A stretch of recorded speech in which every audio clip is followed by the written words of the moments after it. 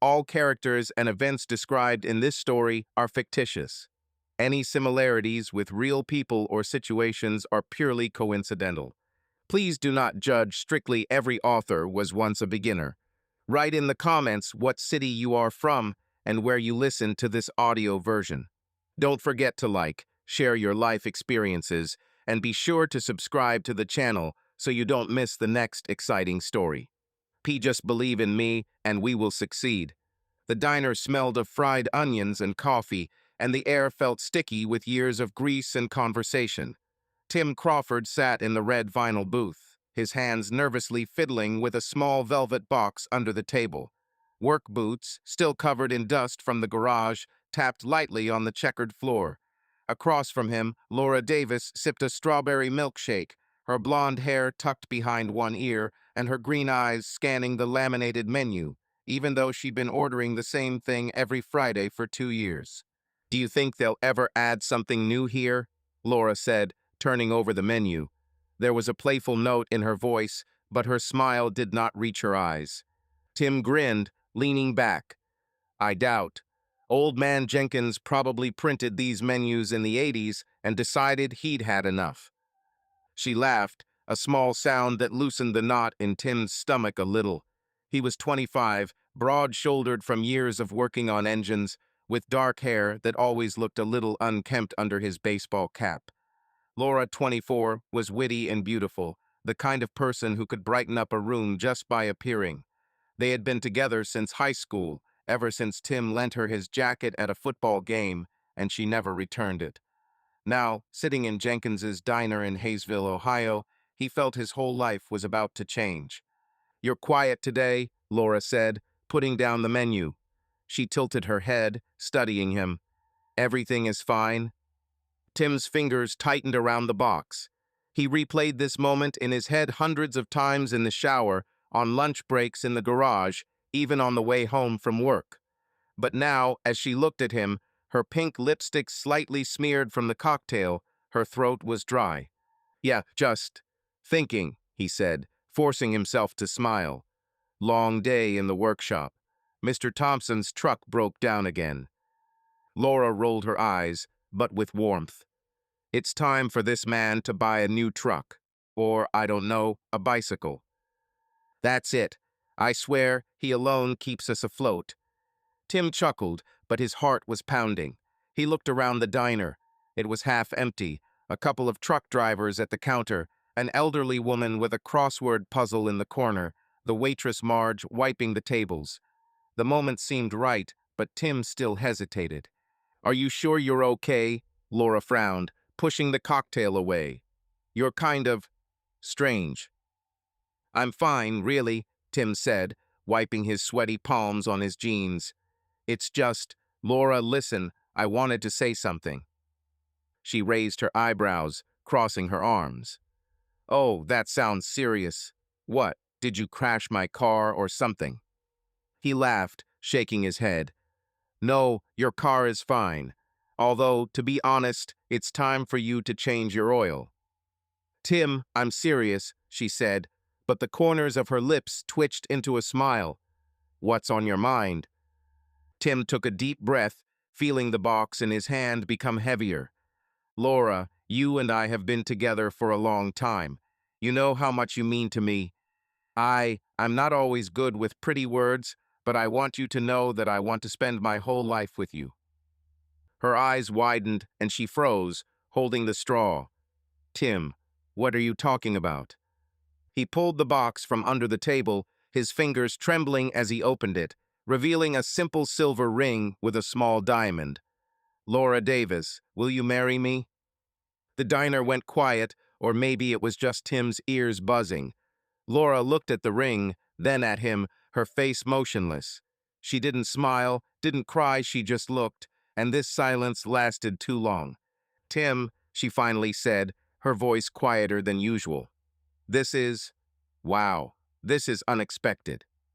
He forced himself to smile, although he was puzzled by her reaction. "A good unexpected, I hope." She blinked and placed the cocktail on the table.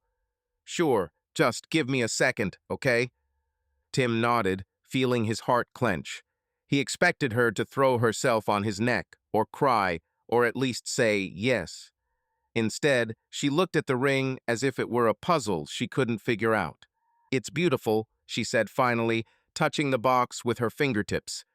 "Where did you get it?" "Franklin's, in the jewelry store," Tim answered, trying to speak evenly. "I saved for a couple of months. I know it's not fancy, but I thought it would suit you." "It's cute," Laura said, but her voice was strangely distant. She looked up, and there was something in them that Tim couldn't make out, not joy, not sadness, but something in between. "Do you really want this? Well, getting married and all that?" Tim frowned. "Of course I want to. Laura, I love you. I want to build a life with you, you know. Home, family, everything is real." She nodded, but her smile was forced. "Yes, I understand. It's just a big thing, you know, marriage, moving, all of it." "We don't have to move," Tim said, leaning closer. "We can stay in Hayesville. I can take on more shifts in the garage, maybe even open my own workshop someday." Laura looked out the window, where the lights of the diner reflected on the dark street. "Hayesville," she muttered, almost to herself. "Always Hayesville." Tim felt a pang of worry. "Hey, if you want to leave, we can talk about it. I'm not attached to this place. We can go anywhere as long as we are together."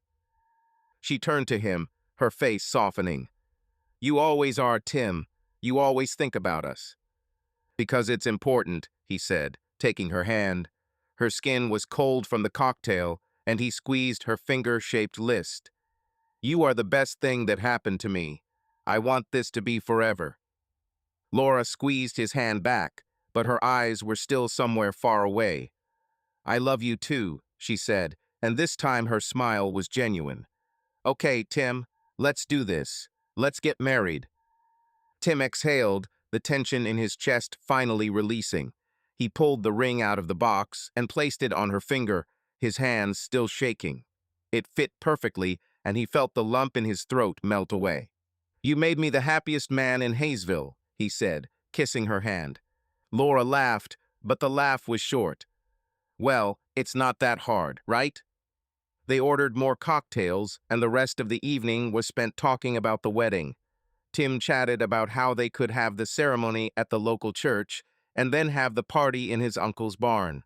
Laura nodded, but her answers were short, and she kept looking at the ring, turning it on her finger. "Are you thinking about summer?"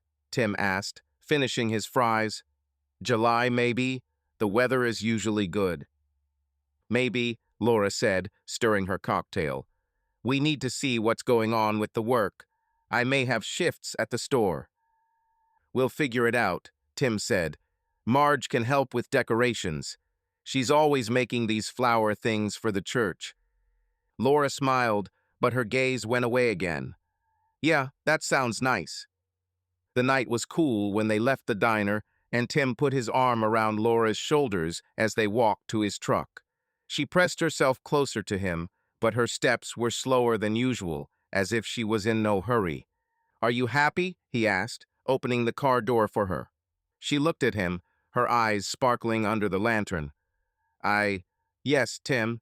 It's just a lot of things, you know, but I'm happy." He nodded, getting behind the wheel. "Me too. We'll build something real together, Laura. I promise." She smiled, but the smile quickly faded, and she turned to the window, looking out at the dark streets of Hayesville. Tim started the engine, feeling warmth in his chest, but somewhere deep inside there was a small, inexplicable chill. The Hayesville Fair was buzzing with kids running around with cotton candy, loudspeakers blaring about hot dog deals, and the air smelling of popcorn and dust. Tim Crawford walked down the main avenue, holding Laura Davis's hand. His baseball cap was pulled down over his forehead, and his jeans were slightly stained with oil from his morning shift in the garage.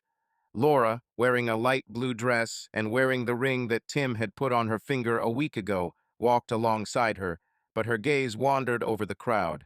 "Do you want to play hoops? The winner gets a teddy bear," Tim said, nodding toward a tent where teenagers were trying to put plastic rings on bottles. Laura looked at the game and shrugged. Maybe later. It's hot here, don't you think? Yeah, like in the oven, Tim agreed, wiping sweat from his forehead. Maybe we can have some lemonade.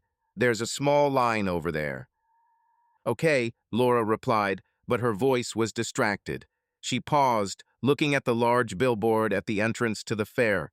It showed a man in an expensive suit with a perfect smile next to the inscription. Wilson Development is your path to your dream. New homes in Columbus. At the bottom, in small print, was the name, Eric Wilson. What's there? Tim asked, following her gaze. Nothing, just advertising, Laura said, but didn't turn away. Beautiful houses. Look, there's a pool in the picture. Tim chuckled, putting his hands in his pockets. Yes, great, but I suppose it's worth as much as my kidney. Laura finally looked at him, her eyebrows raised slightly. You always say that. It's like we'll never be able to afford that. I'm not saying never, Tim said, frowning. It's just not cheap, Laura. But I'm working, saving. Give me a couple of years, and we can get something better. She nodded, but her gaze returned to the billboard. A couple of years, she muttered, almost to herself. They moved on and bought lemonade in plastic cups, but Laura was unusually quiet. Tim tried to diffuse the situation by telling how his partner in the garage, Bob, dropped a wrench in the engine and took half a day to retrieve it. Laura smiled, but her thoughts were clearly elsewhere. Hey, are you okay? Tim asked as they stopped at a stand of popcorn. It's like you're not here. Laura sighed, sipping her lemonade. I'm fine, Tim. I don't know. This fair, everything is the same. Every year it's the same. Well, this is Hayesville, he said with a smile.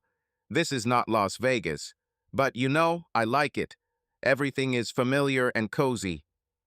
Cozy, Laura repeated, and there was a hint of bitterness in her voice. She looked at him, her green eyes serious. Tim, is this really enough for you? Hayesville, the garage, this, simplicity? He hesitated, not expecting such a question. Well, it's not that I dream of fixing trucks all my life, but it's a job. She pays for the apartment, for food, and with you. With you, I don't need anything special. Laura looked away, her fingers fiddling with the straw. You're good, Tim. Is it true? But sometimes I think, what if we could do more? More than what? He asked, feeling anxiety brewing in his chest. Don't know. More life. Travel, a nice house, maybe even a bigger city, she said, looking out at the crowd. Columbus, for example. Life is in full swing there, and here everyone falls asleep by 9 in the evening. Tim squeezed the glass, the plastic crunched. Laura, if you want to go to Columbus, we can talk about it. I need time to get back on my feet. She nodded, but her face remained tense. I know. Just forget it. Let's go look at these rings. They returned to the tent, but the mood was no longer the same. Tim won a small stuffed bunny and gave it to Laura, but she just muttered a thank you and stuffed the toy into her bag. As they walked toward the pickup, Tim felt an invisible wall growing between them. At home, in Laura's small apartment above the fabric store, the tension flared again. They sat on the sofa, old, with a dented pillow, and discussed the wedding. There was a notepad on the table where Laura wrote down ideas: church, cake, dress.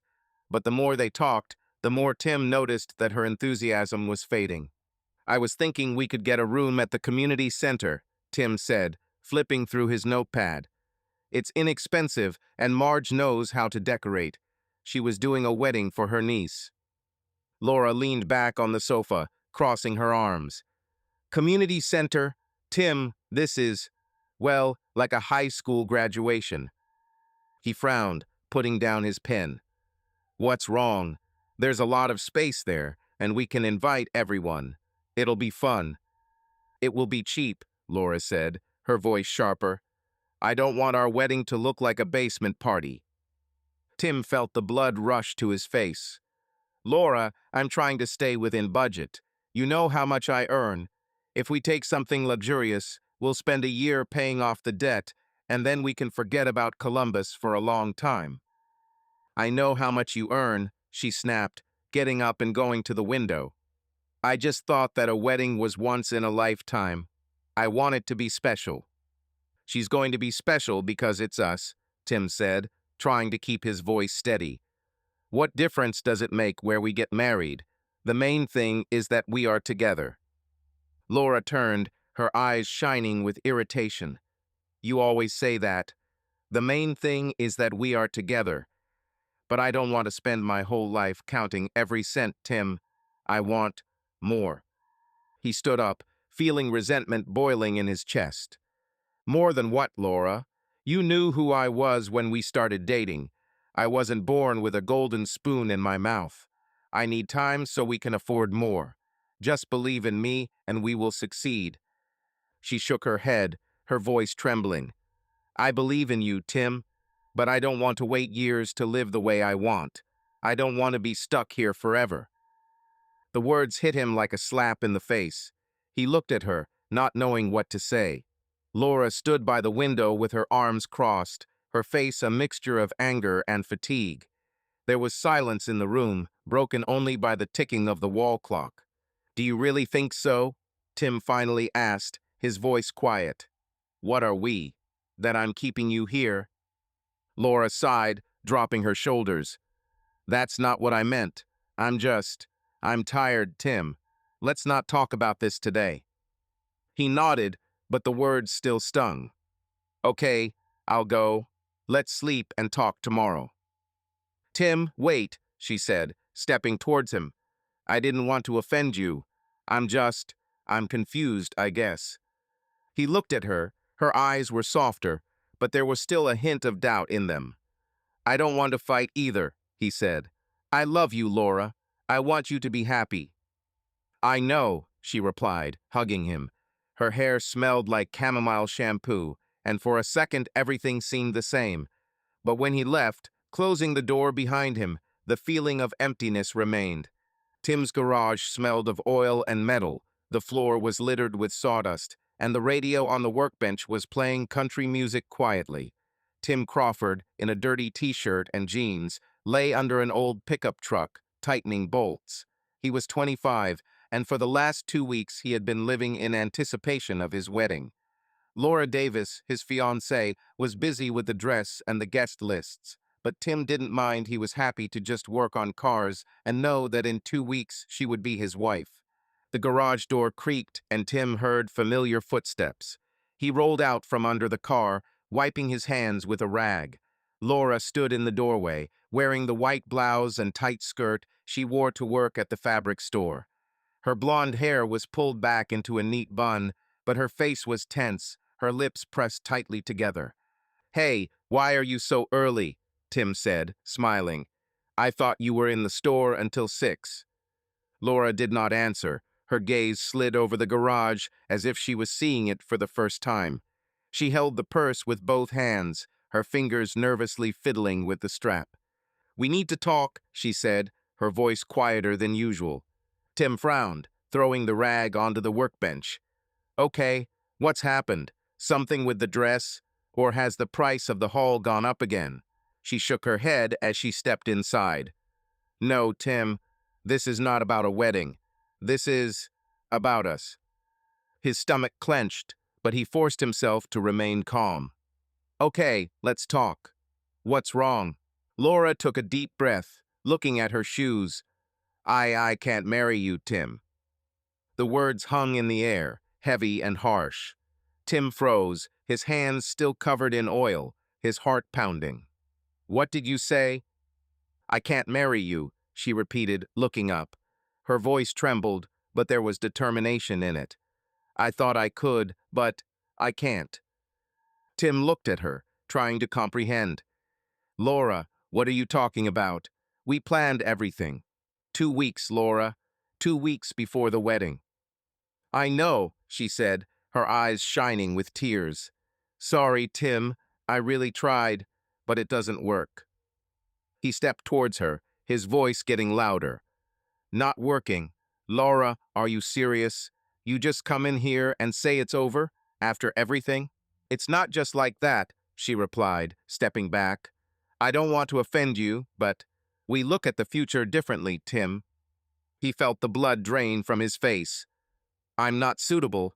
What does this even mean? You knew who I was when I proposed to you. I'm the same guy, Laura. She clutched her purse tighter, her fingers turning white. I know. You're good, Tim. You've always been good. But I want something else. I want more than this. More than what? He asked, his voice shaking with anger and pain. More than me? What is our life? Laura looked at him, her eyes full of guilt, but she did not back down. Yes, I want more than Hayesville, then a garage, then all this. Tim clenched his fists, trying to control himself. So what? You just decided it now, 2 weeks before the wedding. I didn't mean for it to happen, she said, her voice breaking. I thought I could be happy here, but I can't, Tim. I don't want to spend my whole life counting every cent. He shook his head, his throat tightening. I know we've already discussed this, time, effort, she said, wiping away a tear. But I don't want to wait. I met someone, Tim. He can give me what I want. Tim froze, the words hitting him like a fist. Someone? Are you seeing someone behind my back? Laura looked away, her cheeks flushed. It's not what you think. I met him at a business meeting at City Hall. His name is Eric. He's a real estate developer from Columbus. He's different, Tim. Another, Tim repeated, his voice empty. So, he's rich, right? Promises you a mansion and a car, and you just throw away everything we had? It's not about the money, Laura said, but her voice sounded unconvincing. He sees more in me. He wants me to be with him so we can build something big. Tim laughed, but it was a bitter laugh. Big. Laura, you're not stupid. Do you really believe that this guy you barely know will take you into a fairy tale? I believe he will give me a chance, she snapped. A chance for the life I want. And with you. With you, I'll just be a mechanic's wife in Hayesville. These words burned, but Tim clenched his teeth, not allowing his emotions to escape. He looked at her, at the ring on her finger that he had saved for months, and felt something inside crumble. Thank you for telling me now, he said quietly, his voice cold. Better before the wedding than after. Laura blinked, her face softening. Tim, I didn't mean for this to happen. You deserve someone who will be happy here, but that's not me. He nodded without looking at her. Go away, Laura, you said everything. She stood there for a second, as if she wanted to say something else, but then she took off the ring and placed it on the workbench. Metal clinked against wood, and the sound cut into Tim's nerves. Laura turned and walked towards the door, her heels clicking on the concrete floor. Tim watched her get into the black sedan parked outside the garage. The man behind the wheel, tall, in a suit, with slicked hair, opened the door for her. The car drove off, leaving a cloud of dust on the gravel road. He stood motionless until the noise of the engine died down. Then he turned to the toolbox, grabbed a wrench, and threw it hard. The key hit the metal and rattled, flying into the corner. Why do movies show that this helps? Tim was breathing heavily, his chest was constricting, but he wasn't crying. He couldn't afford it. Tim's cramped apartment in Columbus smelled of damp and cheap paint. One room with a shabby sofa that the previous tenant had left right on the floor, and a window overlooking the parking lot, it was all he could afford. Tim Crawford, 25, stood in the middle of the room, surrounded by 3 boxes of belongings, clothes, a couple of tools, and an old radio. His pickup truck, parked below, was the last thing that connected him to Hayesville. 2 months after Laura broke off their engagement, he left his hometown, leaving behind his garage, his friends, and his memories of her. Tim threw his baseball cap on the couch and wiped the sweat from his forehead. October was cool in Columbus, but carrying boxes up the narrow stairs made him sweat. He opened the window, letting in the noise of the street, car horns, someone's laughter, the distant barking of a dog. It was different from the quiet of Hayesville, and Tim liked it. Well, that's all, he said to himself, looking around the empty room. The voice sounded muffled in the bare walls. He took out his phone to check the time and noticed an old message from Laura that he had not deleted. "Sorry, Tim. Be happy." His finger hovered over the screen, but he turned off the phone and put it in his pocket. That evening, Tim sat at the rickety kitchen table, leafing through a local college brochure. He circled an advertisement for evening courses in logistics, warehouse management, transportation, supply chain. It wasn't what he dreamed of as a kid, but mechanics in Columbus paid less, and he wanted something more. Laura left because he was the wrong one, and this thought burned him from the inside. "Okay, Tim, pull yourself together," he muttered, writing down the admissions office number. He called, and the woman on the other end of the line, with a tired but kind voice, explained how to sign up. The courses started in a week, and Tim felt something like hope arise in his chest. The next day, Tim got a job at a warehouse in an industrial area of Columbus. The work was hard, unloading boxes, sorting cargo, endless hours on my feet. The warehouse smelled of cardboard and diesel fuel, and the noise of forklifts drowned out conversations. Tim was given a blue uniform and sent to the appliance area, where he carried boxes of microwaves and refrigerators. His partner was a guy in his 30s named Dan Thin, with an anchor tattoo on his forearm and a toothpick habit.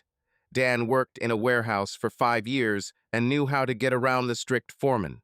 "New kid, huh?" Dan said as they pushed a cart of boxes together. "Where are you from?" "Hayesville," Tim replied, wiping the sweat from his face. "2 hours from here." Dan chuckled. "A village, perhaps? What brings you here?" Tim hesitated, rearranging the box. "Just wanted a change of scenery." Dan looked at him, chewing on a toothpick. "Yeah, I see. Girly, huh?" Tim tensed but didn't answer. Dan just grinned. "Happens. Well, hold on, there is a lot of work here, but the pay is normal. Just don't yawn, otherwise the foreman will seize you." Tim nodded, grateful that Dan didn't dig any deeper. They worked in silence until it was time for lunch. In the break room cramped, with plastic chairs and a coffee machine, Dan sat down opposite Tim and opened his lunchbox. "What, you don't eat anything at all?" Dan asked, noticing that Tim was simply drinking water from a bottle. "I forgot to take it," Tim said with a shrug. "I'll grab something tomorrow." Dan shook his head and broke off half of his ham sandwich. "Here, you won't die of hunger on your first shift." Tim looked at the sandwich, then at Dan. "Seriously? No need, I'm fine." "Take it, I say," Dan said, pushing the food. "Everyone here is our own. Today I'm the treat, tomorrow you're the one." Tim took the sandwich, feeling awkward but grateful. "Thank you, Dan. I appreciate it." "Come on," Dan waved his hand. "Tell me what Hayesville is like. Is there anything going on there?" Tim smiled as he took a bite of his sandwich. "Not really. A couple of bars, a church, a fair once a year. If you want action, you go to Columbus." "Sounds like my hole," Dan said, laughing. "I'm from Lancaster. It's the same thing there, only there are more cows." They chatted for the rest of the break, and Tim felt some of the tension in his shoulders release. Dan was simple, straightforward, and his kindness ordinary, without a catch, reminded Tim that not everyone in the world was ready to betray him. In the evening, Tim returned to the apartment, his muscles aching from the shift. He collapsed on the couch, looking at the college brochure lying on the table. Thoughts about Laura came into my head again. Every time he closed his eyes, he saw her face, her gaze, full of guilt and determination, and that man Eric, in an expensive suit, driving a shiny sedan. Tim clenched his fists, his nails digging into his palms. "I'll show her what I'm worth," he muttered, his voice quiet but firm. He stood up, took the brochure, and began reading the course descriptions, emphasizing the key words: logistics, management, career. This was his chance to prove not only to Laura, but to himself that he was more than just a mechanic from Hayesville. The next day, Tim called the college and signed up for the course. The woman from the admissions office, Mrs. Carter, said that classes were held 3 evenings a week, and advised him to apply for financial aid. Tim filled out the forms at the kitchen table and mailed them in, feeling his determination grow. A week passed and Tim started the course. Classes were held in a gray college building, in a classroom with fluorescent lights and creaking chairs. The teacher, Mr. Howard, was a balding man in a wrinkled shirt who talked about supply chains as if it were the most exciting thing in the world. Logistics is the circulatory system of the economy, Howard said during the first class, waving a marker. Does anyone know how much cargo passes through Columbus every day? Tim sat in the back row, leafing through a textbook. He was the youngest in a class where most of the students were over 30, with tired faces and notebooks full of notes. He felt out of place, but forced himself to listen. After class, he approached Howard, clutching the strap of his backpack. "Mr. Howard, may I ask a question?" "Sure, Tim, right?"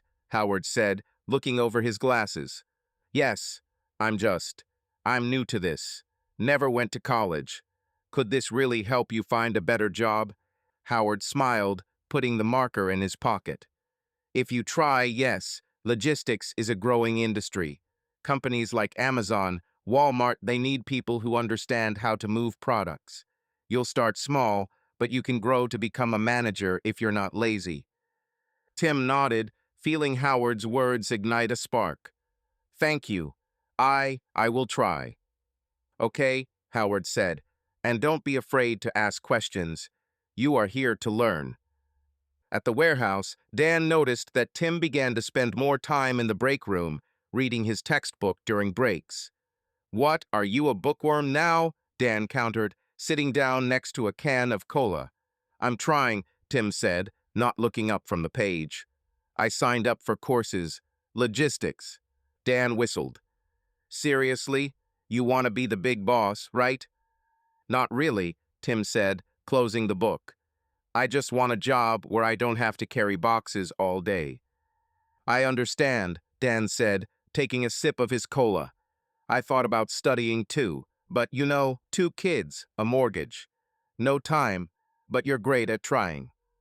Tim shrugged, but Dan's words touched him. "Thank you. We just have to move forward." Dan looked at him, his eyes serious. "Listen, Tim, I don't know what you got up to in Hayesville, but you're a normal guy. If this girl dumped you, it's her fault, not yours." Tim froze, not expecting such words.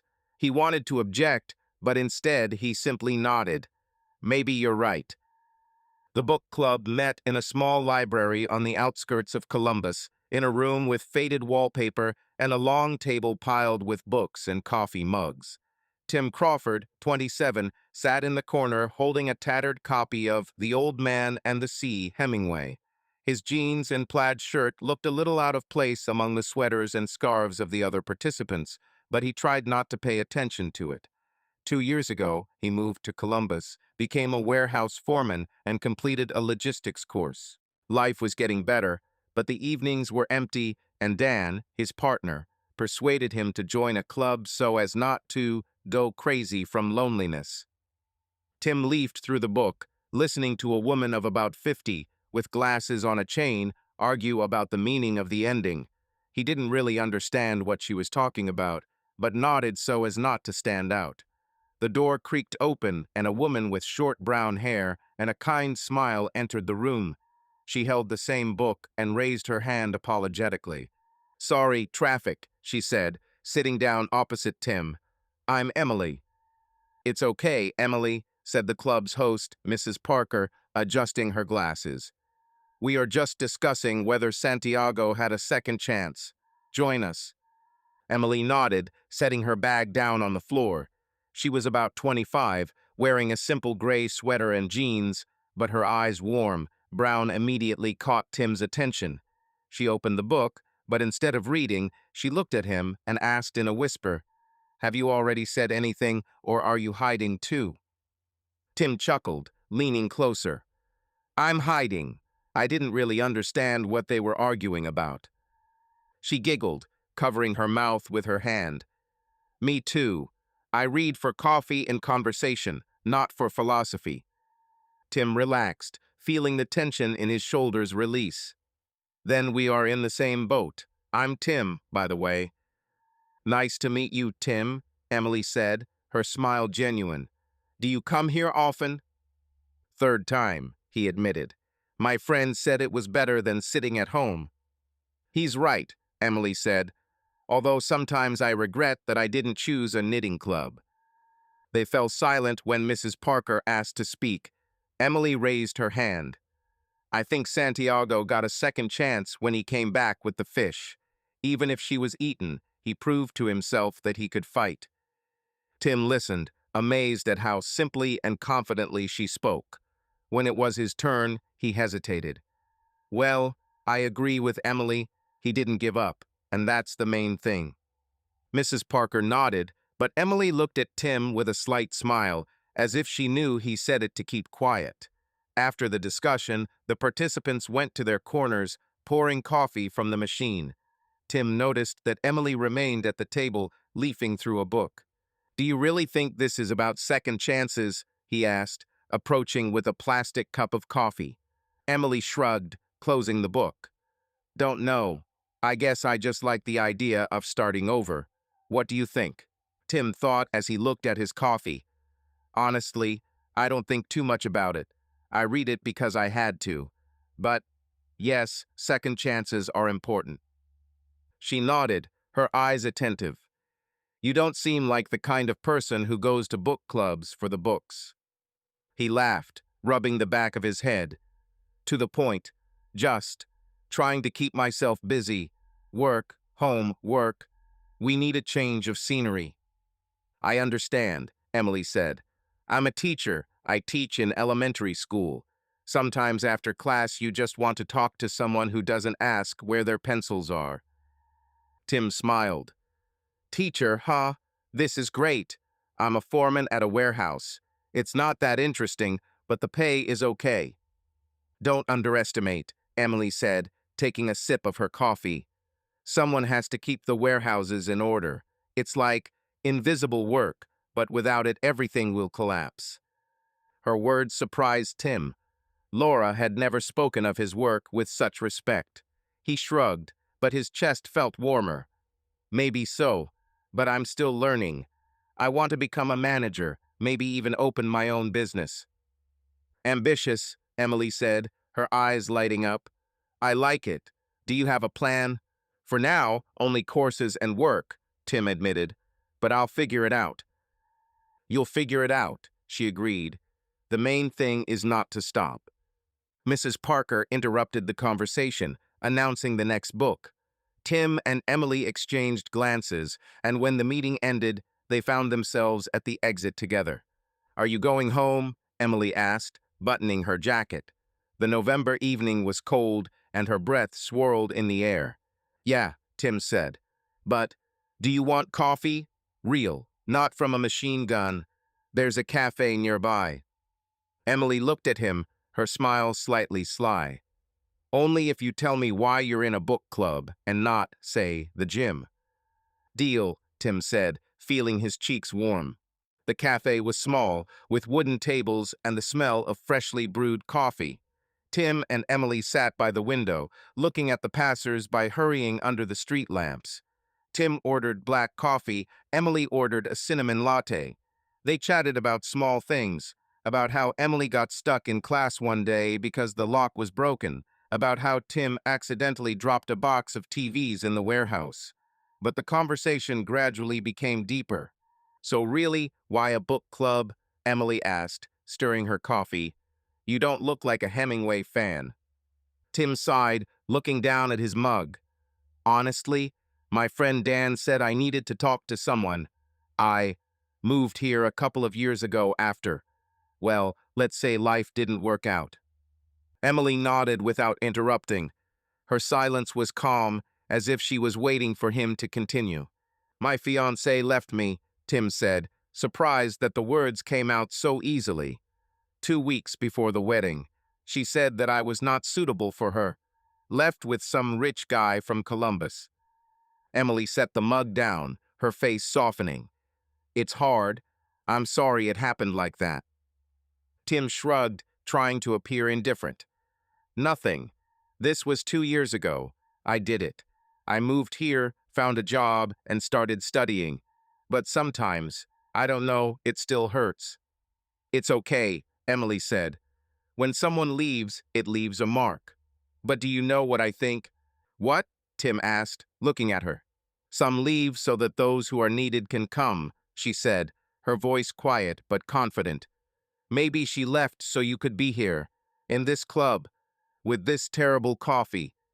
Tim laughed, and the tension in his chest melted. Do you always say that, like it's in a self-help book? Only when I see someone who clearly deserves better, Emily replied, smiling. Seriously, Tim, you seem like a nice guy. Don't let it define who you are. He looked at her, feeling her words sink in somewhere deep. Laura never said anything like that. She saw in him only what he lacked. And Emily, barely knowing him, saw more. Thank you, he said, his voice quieter.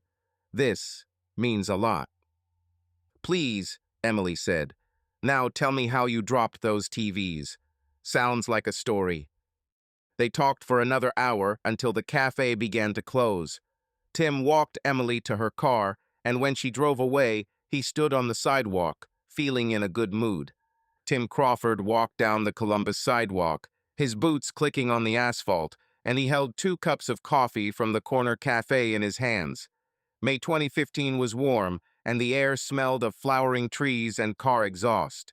Tim was 30, his dark hair still sticking out from under his baseball cap, but he was no longer wearing his work uniform, but the neat shirt and slacks of a manager's uniform for the logistics firm he joined 3 years earlier.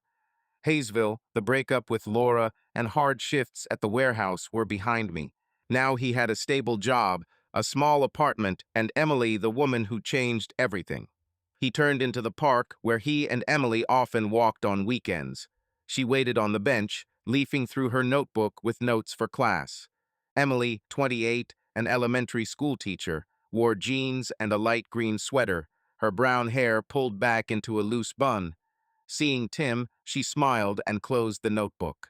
You're late, she said, narrowing her eyes, but her tone was playful.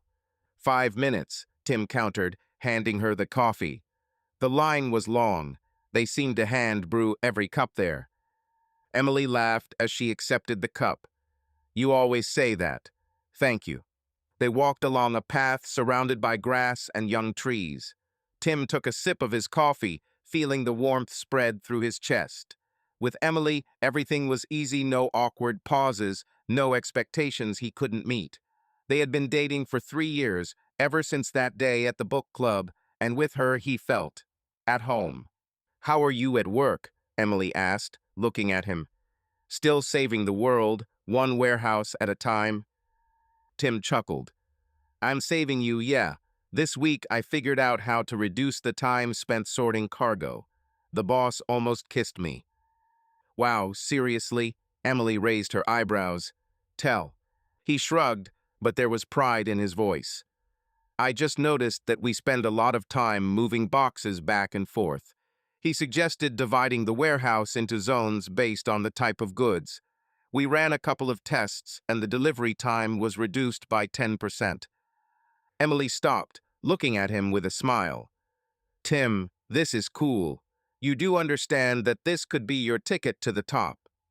Maybe, he said, rubbing the back of his head.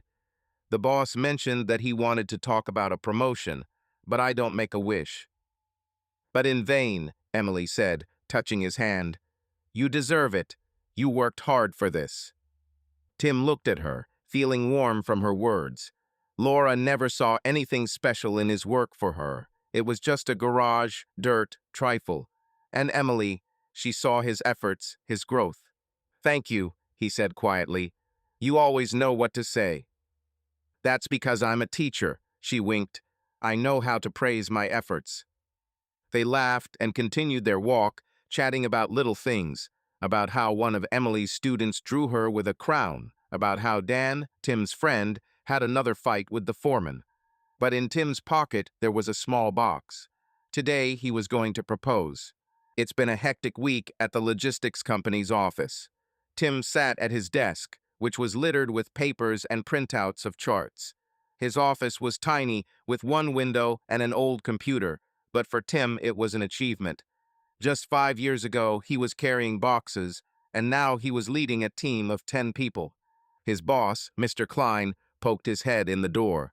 Balding in a wrinkled jacket, he always looked as if he had not slept for a week.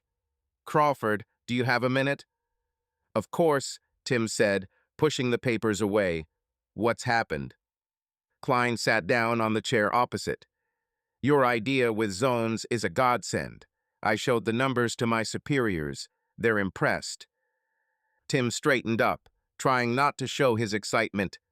"Good to hear." "We are thinking about expansion," Klein continued. "If everything goes well, we will need someone to lead the new site. I want it to be you." Tim blinked. Klein's words took a while to sink in. "I? That is, site manager?" "Exactly," Klein said, smiling. "You are ready to work hard, and you have a head on your shoulders. Think about it. We will discuss the details later." "Thank you, Mr. Klein," Tim said, his voice level but seething inside. "I will think." When Klein left, Tim leaned back in his chair, looking at the ceiling. Site manager. This was more than he expected. He imagined himself telling Emily how she smiled, hugged him, and I thought about the box in my jacket pocket hanging on the chair. That evening, Tim and Emily sat in the kitchen of her apartment. She cooked dinner pasta with tomato sauce while Tim chopped vegetables. The kitchen was small, with shabby cabinets and the smell of garlic. The radio was playing an old Frank Sinatra song, and Emily hummed while stirring the sauce. "You're kind of thoughtful today," she said, looking at him. "Everything is fine?" Tim smiled, putting the knife down. "Yeah, just. Nice day. The boss offered me a promotion." Emily turned, her eyes widening. "Tim, this is amazing. What kind of promotion?" He talked about his conversation with Klein, trying to sound casual, but Emily didn't buy it. She dropped the spoon and hugged him, nearly knocking over the salad bowl. "I'm so proud of you," she said, pulling away. "You deserve it." "I couldn't have done it without you," Tim said, looking into her eyes. "You always believed in me." Emily blushed, waving her off. "Oh, stop it. You did everything yourself."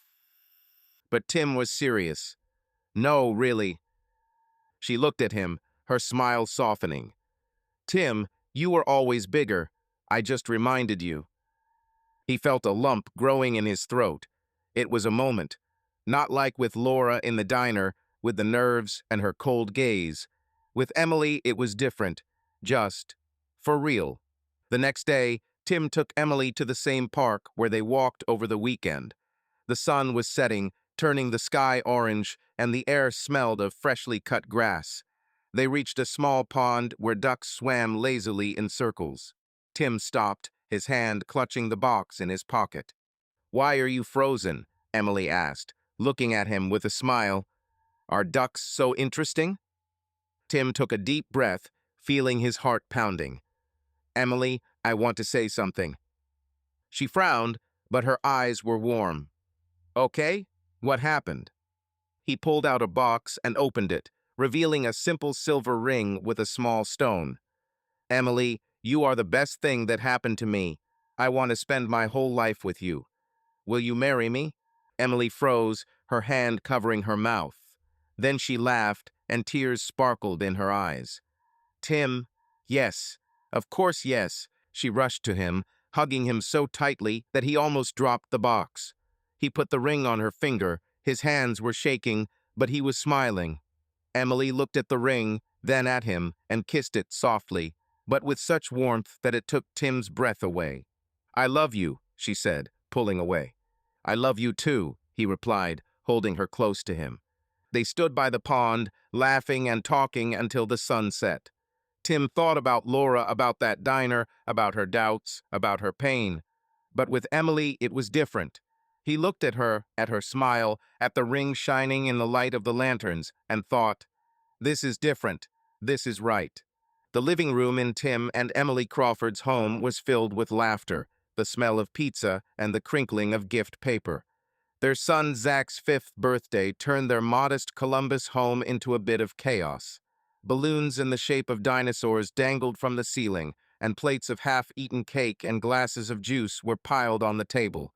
Tim, 35, in jeans and a blue t-shirt, tried to pick up scattered pieces of wrapping paper as Zach raced around the room with a new toy tractor, making engine noises. "Dad, look, he's coming," Zach shouted, driving the tractor across the carpet. His dark hair, the same as Tim's, stuck out in all directions, and his cheeks were smeared with chocolate cream. "Cool, champ," Tim said, smiling. "Just don't run over Mom, okay?" Emily, sitting on the sofa with 2-month-old Sophie in her arms, laughed. She was 33, and despite the fatigue from sleepless nights, her brown eyes glowed with warmth. She rocked Sophie, wrapped in a pink blanket, and looked at Zach with tenderness. "Mom is safe for now," she said, "but if he starts building roads on furniture, I give up." Tim walked towards her, brushing a strand of brown hair out of her face. "How are you holding up? I can take Sophie if you want to take a break." "I'm fine," Emily replied, holding her daughter closer. "She just ate, so we have about 20 minutes of silence." Tim sat down next to him, looking at his family. Their house was small 2 stories, with a shabby porch and a kitchen that was always running out of space, but it was theirs. 5 years ago, when he proposed to Emily in the park, Tim could not have imagined that his life would become so complete. He was now part owner of a moving company, and Emily returned to teaching after Zach was born. They were building the life he had once dreamed of with Laura, but with Emily it was real. "Dad, open this," Zach ran up, handing Tim a box with a new construction set. His blue eyes, inherited from Emily, sparkled with excitement. "Give it here, General," Tim said, opening the package. "But you know the rule. First we remove the old toys." Zach puffed out his cheeks, but ran to collect the scattered cubes. Emily giggled. "You are a strict dad." "We have to be disciplined," Tim winked. "Otherwise, he will turn the house into a toy warehouse." The guests, several neighbors, Emily's co-workers, and Dan and his wife were chatting in the corner while finishing their pizza. Dan, still sporting the anchor tattoo on his forearm, but now with a touch of gray hair, approached Tim with a bottle of beer. "Well, boss, how do you feel?" Dan asked, nodding at Zach. 5 years. Soon he'll be stealing your pickup truck." Tim laughed as he accepted the bottle. "Don't remind me. I'm already thinking about how to hide the keys." "Is Sophie already asleep at the party?" Dan leaned over, looking into the blanket. "She is clearly yours. You also pass out if you go more than an hour without coffee." Emily rolled her eyes. "Very funny, Dan. Better tell your wife to share the recipe for that pie. He was divine." Dan grinned. "I'll pass it on. But only if Tim shares the secret of how to become a co-owner of the company in 5 years." Tim shrugged, but there was pride in his voice. "No secrets. Work, study, and luck. And my support," Emily added with a wink. "That's the main thing," Tim agreed, squeezing her hand. The party continued until Zach started yawning and Sophie started whimpering. The guests left, leaving behind a mountain of dishes and empty pizza boxes. Tim put Zach to bed by reading him the story about the truck that saved the town, while Emily rocked Sophie to sleep in the nursery. When they finally met in the kitchen, the house was silent except for the ticking of the wall clock. "We survived," Emily said, putting the kettle on. "We deserve a medal." "Double," Tim said, hugging her from behind. "You were on top. Zach still talks about the cake." Emily turned, smiling. "He is your son. I love sweets and trucks." Tim kissed her forehead, feeling the fatigue of the day give way to warmth. "I love you, all 3. "We love you too," Emily replied, snuggling into him. "But if Sophie wakes up at 3 in the morning again, I'll wake you up." They laughed, and Tim helped her put away the dishes while the kettle boiled. But there was a thought in his head that he had not voiced all day. That morning, his business partner, Mark, called him with the news. The company was planning to open a branch in Hayesville. It was a chance to expand, but Hayesville, a place he hadn't been to in 10 years, the place where Laura broke his heart. "What are you thinking about?" Emily asked, pouring tea into mugs. "You've been here and somewhere all evening." Tim sat down at the table, clutching his mug. "Nothing like that. It's just, Mark called. We may open a branch." Emily raised her eyebrows as she sat down opposite her. "This is great. Where?" "Hayesville," he said, looking at the tea. "There is a growing demand for transport services there. It makes sense for business." Emily paused, studying him. "Hayesville, your hometown." "Yeah," Tim said, trying to sound casual. "But it's just work. Nothing special." She touched his hand. Her voice was soft. "Tim, you don't have to go there if it's hard. You can find another place." He shook his head. "No, this is a good chance. The company is growing, and I don't want to slow down. I just didn't think I'd go back there." Emily squeezed his hand. "You're not the guy who left there. You built this." She gestured around the kitchen. "Us. And if you have to go to Hayesville, we can handle it. Together, we are invincible." Tim looked at her, feeling her words clear away his anxiety. "Together, we are invincible," he repeated, smiling. They finished their tea, chatting about plans for the weekend, but Hayesville remained on Tim's mind. He remembered the garage, the smell of oil, the sound of the ring Laura had left on the workbench. But then he looked at Emily, at their house, at Zach's toys scattered in the living room, and he thought that this life was his real foundation. Tim Crawford's truck, loaded with boxes of household items, pulled into Hayesville under a low, gray sky. May 2025 was rainy, and the road leading into the city was glistening with moisture. Tim, 40, sat behind the wheel, his hands tightly gripping the steering wheel, and thoughts of the past swirling in his head. Behind them, Emily, Zach, and Sophie were riding in the minivan, their laughter coming through the open window. The Crawfords' new house, 2 stories, with a large yard, was waiting for them several miles away. Moving to Hayesville to expand Tim's trucking company was a logical step, but returning to a city he hadn't been to in 15 years made him anxious. "Dad, are we there yet?" Zach shouted from the back seat of the minivan, his voice drowning out the radio. "Almost, champ," Tim replied, looking in the rearview mirror. Zach was 10, his dark hair sticking out from under a baseball cap, and Sophie, 5, was dozing in a baby seat, clutching a stuffed rabbit. Emily, who was sitting next to the children, turned around. "10 more minutes, Zach. Then you can choose your room." "Cool." Zach poked his sister in the side. "I'll take the biggest one." Sophie opened her eyes and frowned. "Mom, tell him that I can choose too." Emily laughed. "You both will choose. There is enough space in the house." Tim smiled, but his thoughts were elsewhere. Hayesville looked much the same as it did in 2010.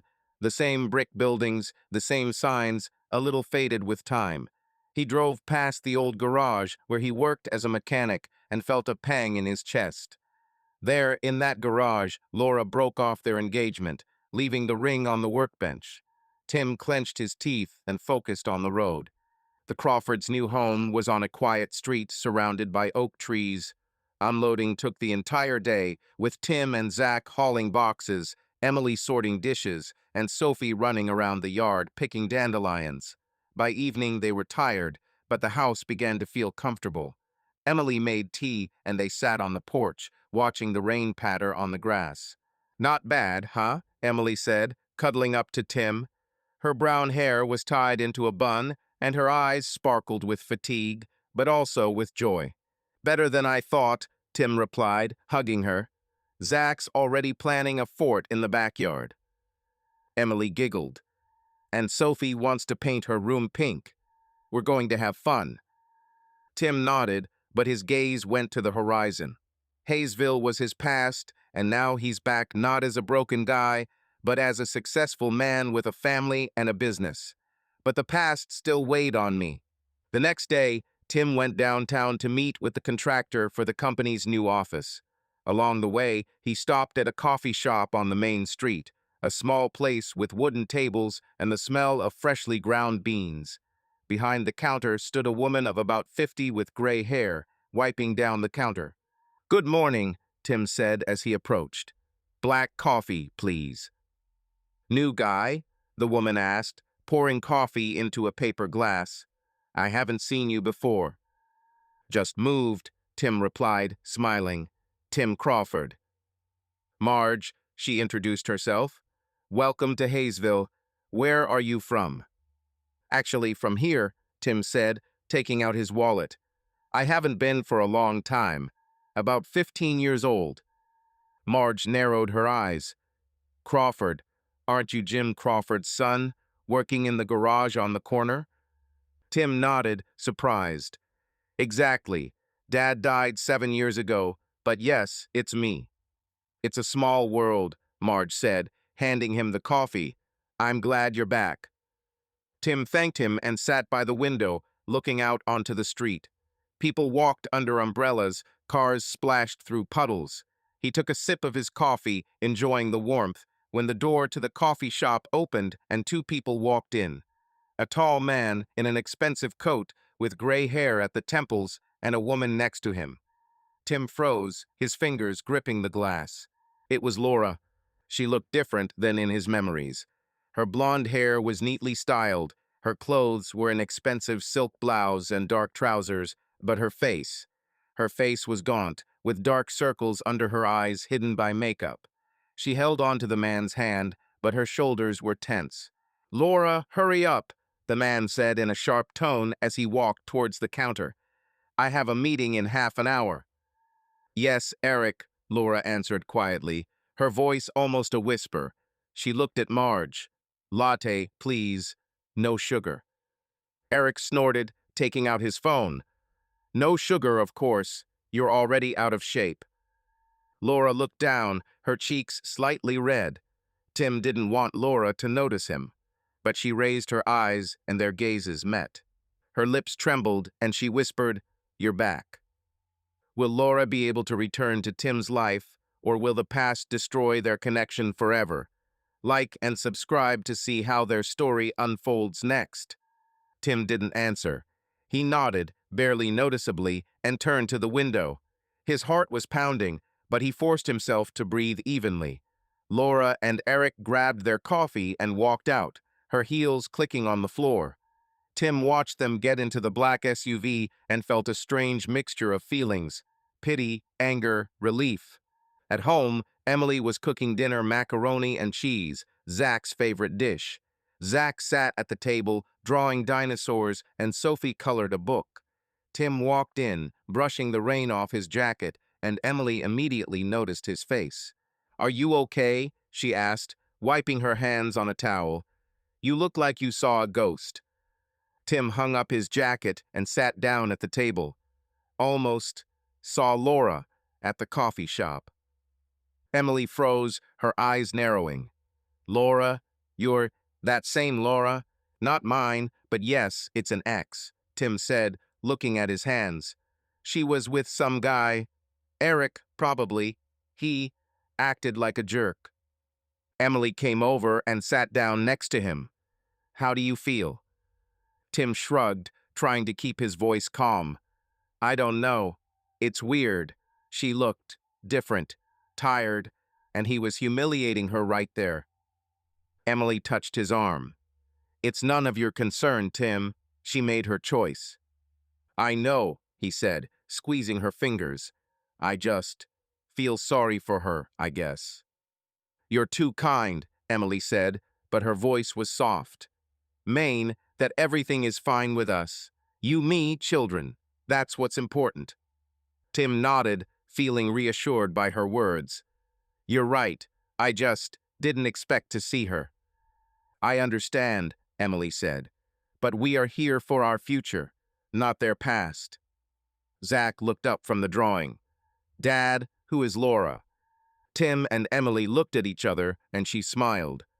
"Just an old friend, Zach. Eat your pasta before it gets cold." Dinner was fun, with Zach talking about school and Sophie showing off her drawings. Tim Crawford's Hayesville office was still being set up, with boxes of paperwork piled in the corner, blueprints for a new warehouse on the desk, and the smell of fresh paint mixing with the aroma of coffee from the vending machine. Tim, 40, sat at his laptop, checking delivery reports. His shirt was slightly wrinkled, and his dark hair, now slightly gray at the temples, stuck out from under the baseball cap he had taken off and tossed on the table. It had been a week since the Crawfords had moved to Hayesville, and Tim had been immersed in his work, trying not to think about Laura, whom he had seen in the coffee shop. The office door creaked open, and his assistant, Katie, a young woman with short red hair, walked in. "Mr. Crawford, you have a visitor," she said, adjusting her glasses. "He says that you know each other. Laura Davis." Tim froze, his fingers hovering over the keyboard. "Laura?" he asked again, trying to hide his surprise. "Did she say why she came?" "Just to talk," Katie replied with a shrug. "Skip." Tim nodded, although anxiety stirred in his chest. "Yes, let him come in." Katie left, and a minute later Laura appeared at the door. She was dressed in a dark blue dress, her hair was styled, but her face looked tired, with the same dark circles under her eyes that Tim had noticed in the coffee shop. She was 39, but the years seemed to have added more to her than to him. She held the purse with both hands, her fingers nervously fiddling with the strap. "Hi, Tim," Laura said, her voice quiet, almost hesitant. "Can I come in?" "Of course," Tim replied, standing up from the table. He pointed to the chair opposite. "Sit down." Laura sat up, looking around the office. "It's not bad," she said, trying to smile. "Your own office, a sign with your name. You've come a long way." Tim shrugged, sitting back down. "Work is work. What brings you, Laura?" Her smile faltered, and she looked away, looking at the boxes in the corner. "I just wanted to talk. I found out that you were back and thought, well, we were friends once." Tim looked at her, his face remaining neutral. "Friends," he repeated, his voice level. "It was a long time ago." Laura nodded, clutching her purse.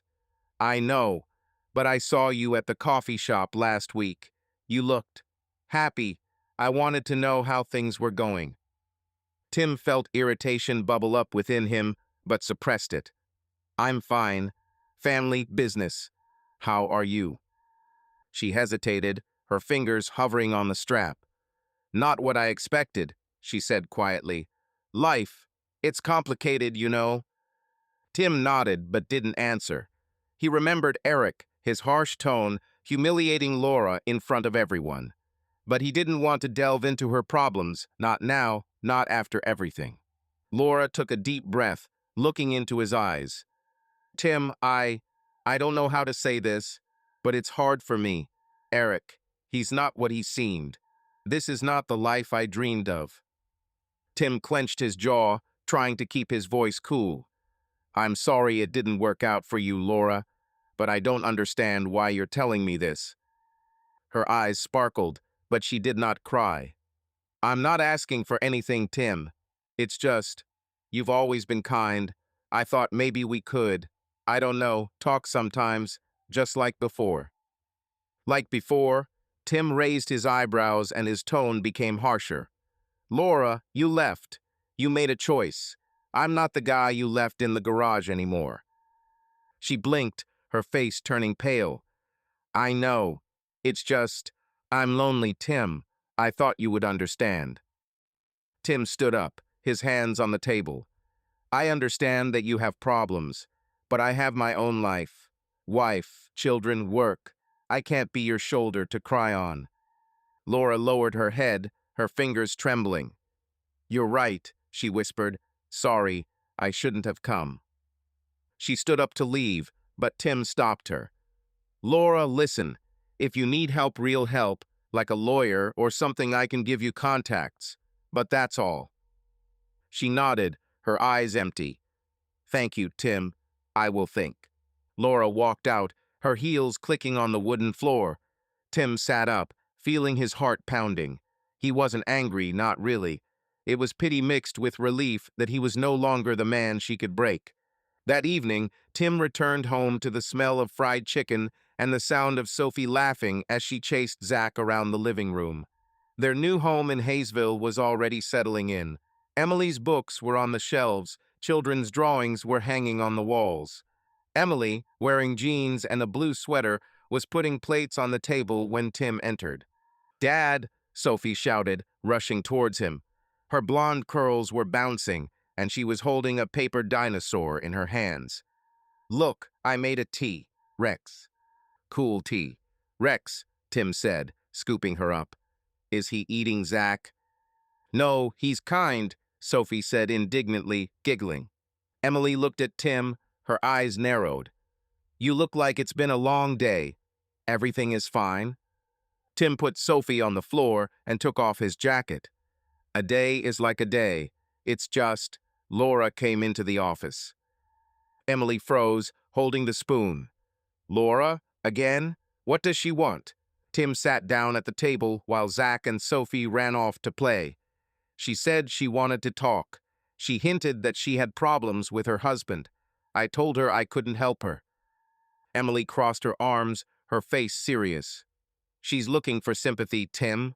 This is not just talk. She saw you in the coffee shop. Now she came to the office. This is no coincidence."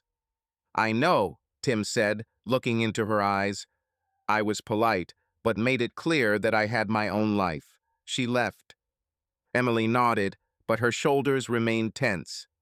"I don't like it. She left you, and now that everything is bad for her, she's coming back." Tim stood up, hugging her. "Hey, listen, I won't let her interfere. You, Zach, Sophie, you are my life.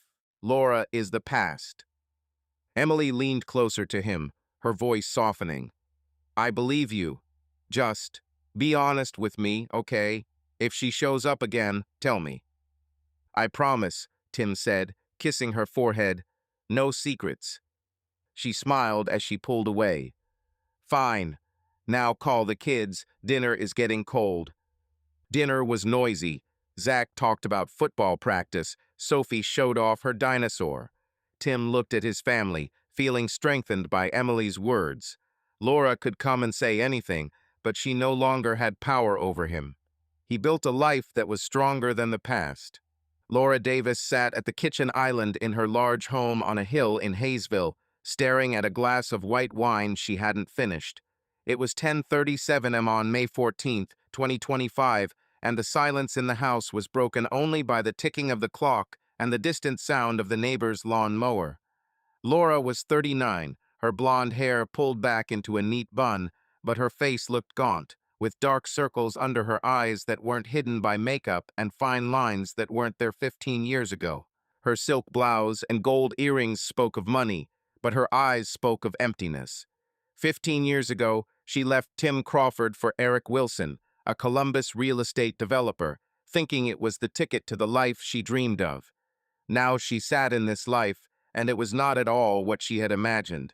In 2010, after breaking up with Tim, Laura moved with Eric to Columbus. He was charming, tall, with a perfect smile, in expensive suits, who promised her the world houses with swimming pools, travel, status. The first months were like a fairy tale. Eric rented them an apartment overlooking the city, took her to restaurants where the waiters knew him by name, and gave her jewelry that Laura had previously only seen in magazines.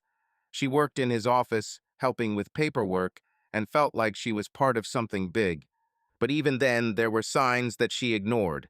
His harsh remarks when she was wrong, his habit of checking her phone, his irritation if she was late with her friends. "You have to be on the level, Laura," he said, straightening his tie.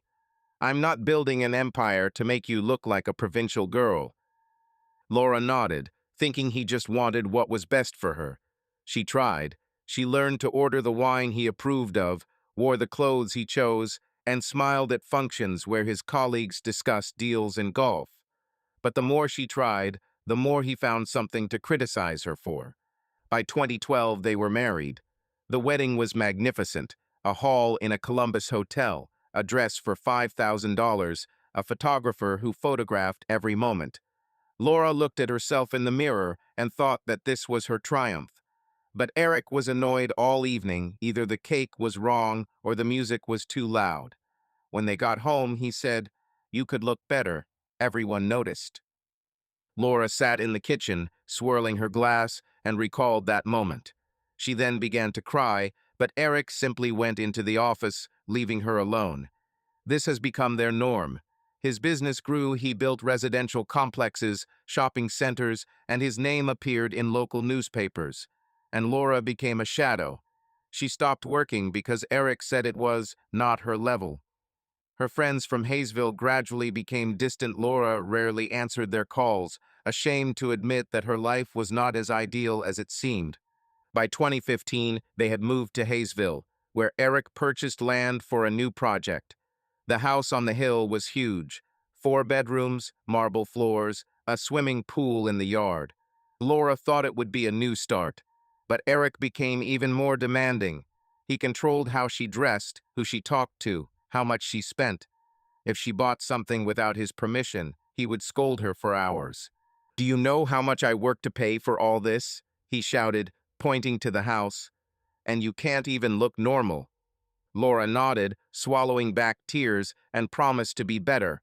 She signed up for yoga courses and hired a stylist, but nothing helped. Eric found new reasons for anger. Either the dinner was cold or she chatted too long with her neighbor. She stopped arguing because every argument ended with him screaming or days of silence. She took a sip of the wine, feeling it burn her throat. Her phone lay on the table, the screen was blank. She remembered going to Tim's office a week ago, hoping for what? For forgiveness? Help? She didn't know. But his words, "I'm not that guy anymore," Laura, cut like a knife. He was right. He built a life, family, business, happiness. And she? She sat in this house, where every corner reminded her of her mistakes. Laura stood up and walked to the window, looking out at the pool covered with a tarp. She and Eric hadn't sailed there in years. She recalled their first trip to Miami in 2011. Eric was kind then, holding her hand on the beach, promising that they would go there every year. But after the wedding, the trip stopped. Eric said he was too busy, but Laura didn't dare insist. Her thoughts were interrupted by the sound of the door opening. Eric walked in, throwing his briefcase on the sofa. His suit was wrinkled and his face was irritated. "Are you drinking again this morning?" he said, looking at the glass. Laura turned around, her voice quiet. "It's just wine, Eric. I'm not drunk." "Just wine," he mimicked, moving closer. "Have you done anything today? Or did you sit there all day again, feeling sorry for yourself?" "I was cleaning," Laura said, although it was a lie. She hasn't touched a mop since last week. "And I made an appointment with the hairdresser." Eric snorted as he poured himself some water. "The hairdresser will not save your face. You look like you haven't slept in a month." Laura clenched her fists but remained silent. She was used to his words, but each time they cut a little deeper. "I'm trying, Eric," she finally said. "You always say that," he snapped. "Maybe if you tried harder, I wouldn't be ashamed to take you to appointments." Laura turned away, her eyes burning with tears.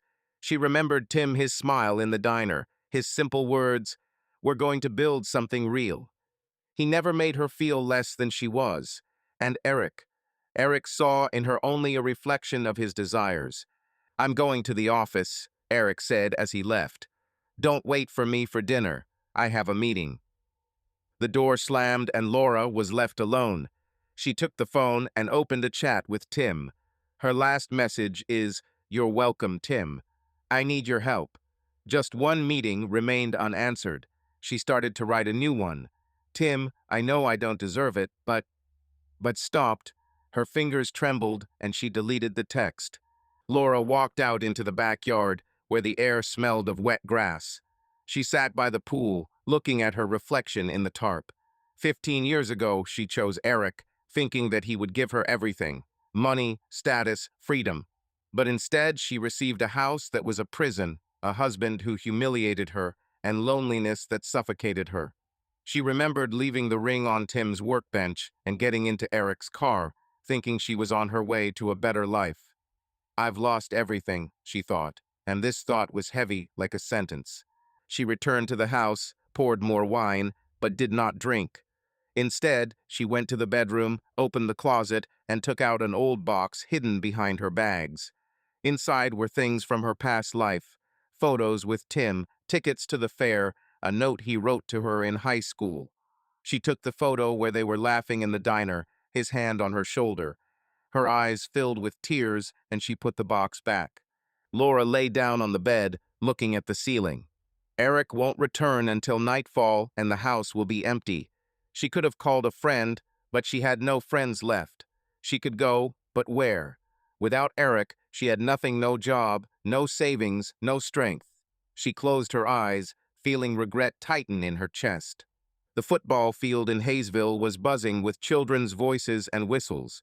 The May sun shone on the grass, and a light breeze moved the flags on the corner markers.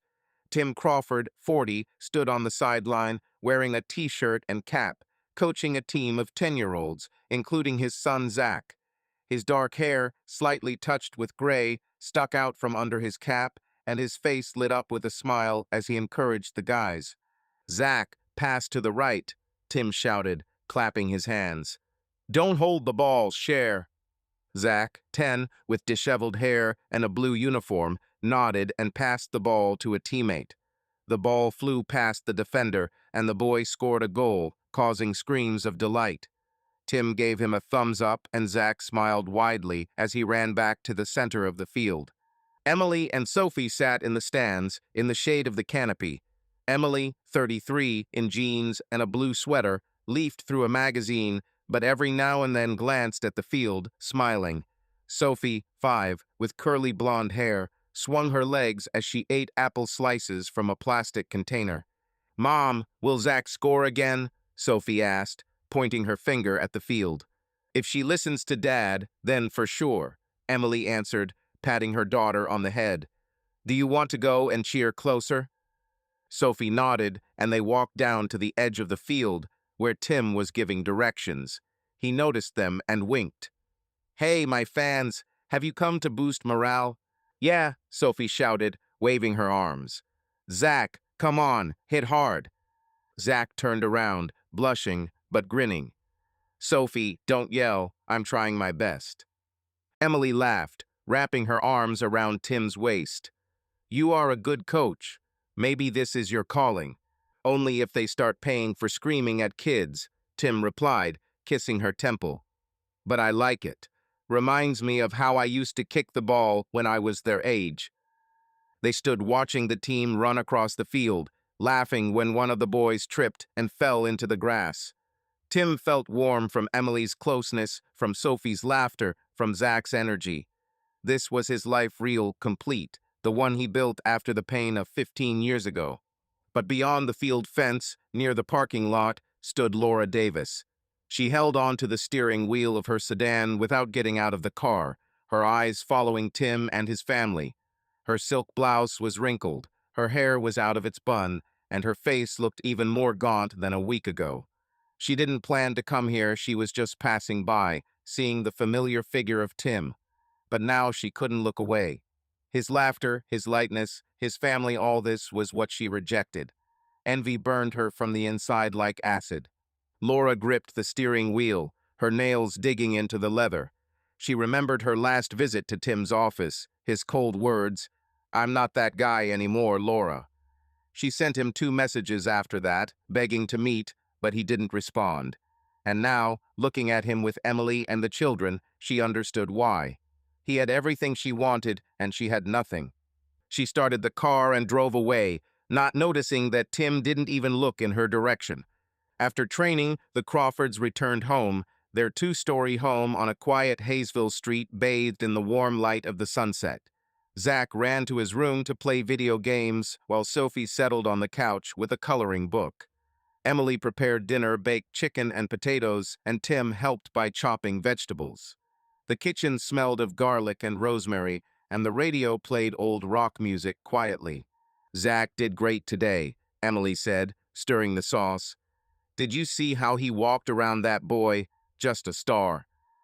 Tim chuckled as he tossed the carrots into the bowl. "He's trying, but he likes to show off more than to pass. How is Dad at his age? Emily teased, nudging him with her elbow. Hey, I was a team player, Tim countered, grinning. Well, almost. They laughed, and Tim felt the tension he'd been carrying with him since returning to Hayesville dissolved. But there was a phone in his jeans pocket, and two unread messages from Laura reminded him of the past. He didn't answer her, but he didn't delete them, and that bothered him. Emily noticed how he fell silent. Why are you quiet? She asked, wiping her hands on a towel. Did something happen? Tim sighed, putting the knife down. Laura wrote again.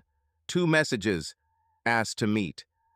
Emily crossed her arms, her face becoming serious. Again, she won't let up, right? I guess not, Tim said, looking at the table. I didn't answer, and I don't intend to. But, I don't know, I feel like shit ignoring her. Emily walked over, placing her hand on his shoulder. Tim, you don't owe her anything. She made her choice 15 years ago. You are not her savior. I know, he said, meeting her gaze, but she looks broken. In the coffee shop, in the office, she is not the Laura I knew. I feel sorry for her. Emily nodded, but her voice was firm. Pity is one thing, but she's trying to get into your life. Our life. Do you see how she looks at you? It's not just talking. Tim frowned. Do you think she wants something more? I think she sees what you have: family, success, happiness, and wants a piece of it, Emily said.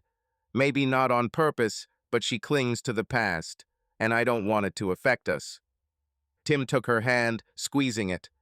Emily, I won't let her touch anything. You, Zach, Sophie, you are my life. Laura is just a shadow. I won't go back to who I was. Emily looked into his eyes, her face softening. I believe you. He pulled her to himself. No secrets. She hugged him, her breath warming his neck. We are all that matters, she whispered. Tim nodded, feeling her words strengthen his resolve. You're right. Everything I need is here. They went back to cooking, chatting about Zach's training and plans for the weekend. Sophie came running, showing off her new drawing of a dinosaur in a football uniform, and Tim laughed, scooping her up into his arms. Dinner was a rowdy affair, with Zach talking about school and Sophie arguing that her dinosaur was the best. Tim looked at his family, feeling Laura's shadow receding. She could write, she could watch from afar, but she had no power over his life. The next day, Laura was sitting in her sedan near the same park where soccer practice was taking place. She had no intention of returning, but her feet themselves brought her here. She saw Tim yesterday, his laughter, his family, his lightness. It was like a blow. He was happy, and she was empty. She took out her phone and opened a chat with Tim. Her messages went unanswered. Tim, can we meet? Just to talk. And, you're welcome, Tim. I need your help. She started to type something new, but stopped. What could she say? What are your regrets? What wants to come back? He wouldn't believe it, and she didn't know why. Once. Laura put away the phone and left, her heart squeezing with envy and pain. She returned to her big, cold house, where Eric was waiting with another remark, and realized that her life was a cage that she had built herself. It was a cool morning in Hayesville, with a light fog hanging over the streets. Tim Crawford, 40, walked toward his trucking company's office under construction, holding a paper cup of coffee. His jeans and plaid shirt were slightly wrinkled from a morning of running around with the kids, but his face expressed calm confidence. 15 years ago, he left this city broken, and now he has returned as a successful man with a family and a business. The office under construction, a brick building with large storefronts, was a symbol of his victory. He stopped at the display window, checking the messages on his phone. Zach asked to pick him up from practice later, and Emily reminded him to buy milk. Tim smiled as he typed his answer when he heard footsteps behind him. He turned around and froze. Laura Davis stood a few meters away, her hands nervously fiddling with the strap of her purse. Laura, 39, looked worse than the last time they met. Her silk dress was expensive, but wrinkled, her hair was out of place, and her face was pale, with deep shadows under her eyes. She took a step forward, her heels clicking on the pavement. "Tim," she said, her voice shaking, "we need to talk." Tim put the phone in his pocket, his shoulders tense. "Laura, I told you in the office. We have nothing to talk about." "Please," she interrupted, her eyes sparkling. "Just listen. I won't leave until you give me 5 minutes." Tim took a deep breath as he looked at her. He saw her despair in her trembling hands, in her hunched shoulders, in her voice. But he also remembered her words in the garage 15 years ago. "You're not good for me." He nodded, his tone cold. 5 minutes. Speak." Laura swallowed, her fingers tightening around her purse. "I know you hate me, and I don't blame you, but I have to say, I was wrong, Tim. Then, with you, I was stupid and chose Eric because I thought he would give me a better life." Tim was silent, his face remained motionless. Laura stepped closer, her voice becoming louder. "You have no idea what it's like to live with him. He humiliates me every day. He says I'm nobody. I'm awake, Tim. I don't live. This is not life, but hell." "I'm sorry you feel that way," Tim said, his voice level. "But I don't understand why you're telling me this." "Because you were different," Laura almost shouted, her eyes filling with tears. "You were kind, you loved me. We could be happy, Tim. I see how you live now with your wife, with your children. You got everything that I destroyed, and I want it back." Tim frowned, his hands clenched into fists. "Back? Laura, what are you talking about? I have a family. I'm not the guy you left." "I know," she said, her voice breaking. "But I could change. I could be better. Tim, give me a chance. I'm not asking for much, just. Let me be there. We could start again." Tim took a step back, his eyes narrowing. "Start again? Laura, are you serious? You had your chance. 15 years ago. You chose Eric, his money, his life. And now that everything has gone wrong, you come to me." Laura shook her head, tears rolling down her cheeks. "I know I don't deserve it, but I'm dying there, Tim. Eric, he's destroying me. I can't leave, I have nothing. No work, no friends, no energy. You're the only one who ever saw anything good in me." Tim looked at her, feeling pity fighting with anger. He remembered her in the coffee shop, her humiliation in front of Eric, her visit to the office. But he also remembered Emily laughing in the kitchen, Zach running with the ball, Sophie drawing dinosaurs. His life was complete, and Laura had no right to intrude on it. "Laura," he said, his voice firm but calm, "I'm not your savior. You had a chance, and you turned it down. I moved on. I have a wife, children, and a life that I love. I won't go back to the past, and you can't be part of my present." She froze, her lips trembling. "Tim, please," she whispered. "You don't understand. I can't survive without you." "You will survive," he said, his tone softening but remaining steadfast.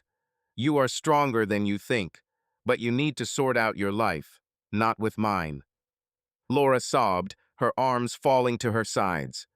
"You hate me," she said, her voice empty. "I don't hate you," Tim replied, looking into her eyes. "I just don't feel anything. You are the past, and I don't want it to touch my family." She stood, her shoulders shaking, tears dripping onto the sidewalk. A passerby, a man with a dog, slowed down, but Tim shook his head, and he passed by. Laura wiped her face, her makeup smudged. "I ruined everything," she muttered. "Everything I had. I lost everything." Tim didn't answer. He saw her pain, her brokenness, but he couldn't give her what she wanted. "Go home, Laura," he said quietly, "or find help, but not here." She looked at him, her eyes full of despair, but she nodded. "Sorry, Tim," she whispered, and turned and walked away, her heels clicking on the asphalt until she disappeared around the corner. Tim stood looking after her, his coffee cold in his hand. He felt a heaviness in his chest, not anger, not regret, but something akin to sadness. But then he thought about home, about Emily's laughter, about the children, and the weight went away. He threw the glass into the trash can and walked into the office, leaving Laura behind. At home in the evening, Tim sat in the kitchen with Emily while Zach and Sophie watched a cartoon in the living room. The kitchen smelled of freshly brewed coffee, and Sophie's coloring books and Zach's soccer ball lay on the table. Emily, wearing jeans and a sweater, was stirring her tea when Tim told her about the meeting. "She was waiting for me outside the office," he said, looking at his hands. "I asked for a second chance. She said her life with Eric was hell." Emily set the mug down, her face tense. "A second chance? Did she seriously think you would leave us?" Tim shook his head. "I told her she had her chance, and she blew it. I made it clear that my life is you, Zach, Sophie." She left. Emily nodded, but her eyes were attentive. "How do you feel?" "Honestly," Tim shrugged. "I feel sorry for her. She's broken, Emily, but I can't help her, and I don't want to." Emily touched his arm, her voice softening. "You did the right thing. She has no right to interfere in our lives." "I know," Tim said, squeezing her fingers. "I'm just glad it's over." They sat chatting about plans for the weekend, Zach's training, Sophie's new school. Tim felt the warmth of their home, their family, drive away Laura's shadow. She was the past, and his present was here, at this table, with the woman he loved and the children who were his world. Laura Davis stood in the living room of her large house on the hill in Hayesville, clutching the handle of her suitcase. It was early morning on May 14th, 2025, and gray light filtered through the heavy curtains. She was 39 years old. Her blonde hair was disheveled. Her face without makeup looked tired, but there was a quiet determination in her eyes. The silk dress had been replaced by jeans and an old t-shirt, and on the floor lay a single suitcase containing clothes and a few personal items. 15 years ago, she chose Eric Wilson over Tim Crawford, thinking his money and status would bring her happiness. Now she was leaving this house, this marriage, this life. Eric walked in, his footsteps echoing on the marble floor. He was wearing a shirt without a tie, his graying hair was tousled, and his face expressed a mixture of anger and fatigue. "Are you serious?" he said, pointing to the suitcase. "Are you going to run away? Where to, Laura? You have nothing." Laura straightened up, her voice trembling but firm. "I'm leaving, Eric. I can't live like this anymore." He snorted, crossing his arms. "Are you leaving? Without my money? Without a car? You won't even find a job. You are nothing without me." Laura gripped the handle of the suitcase, her nails digging into her palm. "Maybe I'm nobody, but I won't stay here for you to remind me of this every day." Eric stepped closer, his voice getting louder. "Do you think it's that simple? You leave, so what? Are you going to live in some hole and beg for handouts? I gave you everything: this house, clothes, the life you dreamed of." "This is not life," Laura interrupted, her eyes burning. "This is a prison. You humiliate me, control every step. I'm suffocating, Eric." He laughed, but the laugh was evil. "Are you suffocating? What will you do without me? Will you go back to your mechanic? He doesn't need you." Laura winced, remembering Tim's words outside the office. "You had your chance." But she shook her head. "This is not about Tim. This is about me. I'm leaving for myself." Eric stared at her, his face red. "Fine, leave, but you won't take anything. Not a cent, not a car, not jewelry. Let's see how long you can hold out." Laura nodded, her throat tightening. "I don't need your things." She took the suitcase and walked to the door. Her steps were fast, as if she was afraid of changing her mind. Eric shouted after her, "You'll be sorry, Laura. You'll come back begging." But she didn't turn around. The door slammed and she stepped into the morning fog, feeling a weight fall from her shoulders, but a new unknown pressing on her chest. Laura rented a small apartment in the center of Hayesville, a one-room apartment with a shabby couch and a window overlooking the parking lot. She paid for the first month from her savings, which she secretly saved by stashing cash in an old box. The money wouldn't last long, but she was determined. The day after leaving, she went to the local college and enrolled in a nursing course. The woman in the waiting room, Mrs. Hill, looked at her in surprise. "Are you sure?" she asked, leafing through the brochure. "This is a difficult program. A lot of study and practice." Laura nodded, her hands resting on the table. "I'm sure. I need something. Real. Work that has meaning." Mrs. Hill smiled. "Fine. Courses start in 2 weeks. Do you have experience in medicine?" "No," Laura admitted, "but I learn quickly." She left college feeling something new arose in her chest, not confidence, but hope. On the street, she stopped at a coffee shop, the same one where she saw Tim and Eric. She didn't go in, she just stood there, looking at the people inside, laughing, chatting, living. She wanted to become one of them, not a shadow, but a person. That evening, Laura sat at a rickety table in her apartment, a piece of paper and a pen in front of her. She wanted to write to Tim not a message, but a real letter, like in the old days. She knew he wouldn't answer and didn't expect it. But she needed to say what she had been carrying inside herself for too long. She began to write, her handwriting uneven with excitement. "Dear Tim, I don't know if you'll read this, and I don't blame you if you throw it away. I hurt you, and there are no words to fix it. 15 years ago, I made a choice thinking it would lead me to happiness. I was wrong. The life I chose was empty, without love. I saw you in the coffee shop, on the field, near the office. You built what we dreamed of, a family, a home, a life full of love. I was jealous, but now I understand that you deserve it. You were always kind, Tim, even when I didn't deserve it. I left Eric. It was scary, but I couldn't live like that anymore. I'm starting over nursing courses, a small apartment, a new life. I don't ask for forgiveness because I know I don't deserve it. I just want to say, I'm sorry. Be happy. Laura." She reread the letter, her eyes burning with tears. She folded the sheet, put it in an envelope, and wrote down the address of Tim's office, which she found on the internet. She didn't know if the letter would arrive, but that didn't matter. This was her step not towards him, but towards herself. Laura stood up, walked to the window, and looked out at the parking lot where the lights were flashing. Her apartment was cramped and smelled of old paint, but for the first time in years she felt free.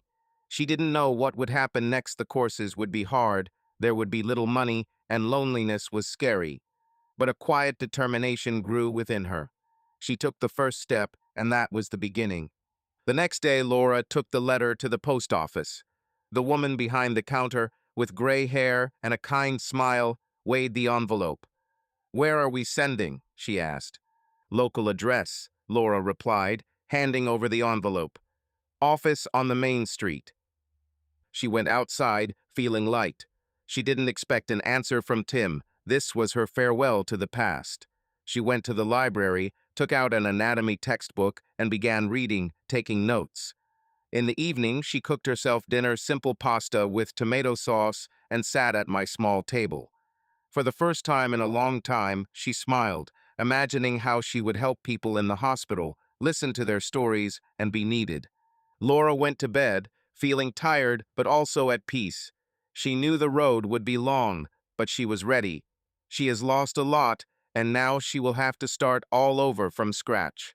Hayesville's Central Park was buzzing with laughter, music, and the smell of grilling burgers.